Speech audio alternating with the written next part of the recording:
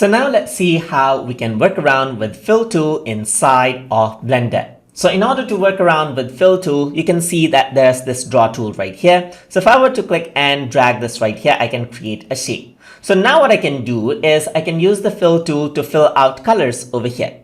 So in order to do that, I'm going to go around onto the top right here. I'm going to go around onto solid fill and click right here. And what happens is that you can see that the shapes are now filled out with colors. If I want to fill it out with a custom color, I can go around onto the right side and select vertex color right here and choose the color I want. Click here and then it'll be filled out accordingly, as you can see. I can choose the color I want, click here, and there you go. That is how it is filled out.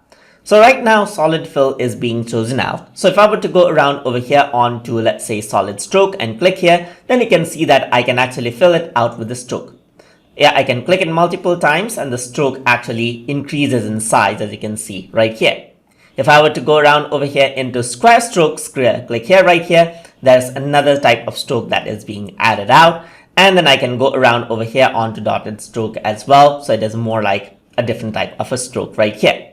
Similarly, you can go around over here. Let me create another shape, as you can see right here. So I don't want a dot stroke, but a solid stroke right here, so that it actually covers up entire thing. And I'm going to go right here, select a color, and then let me just go around and fill it out by using the solid fill right here. Let's just go around, and then there you go. You can see that that is how you can fill out the colors as per how you like it.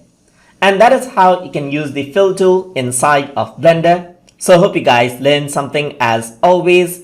And as always, please like, comment, share, and subscribe.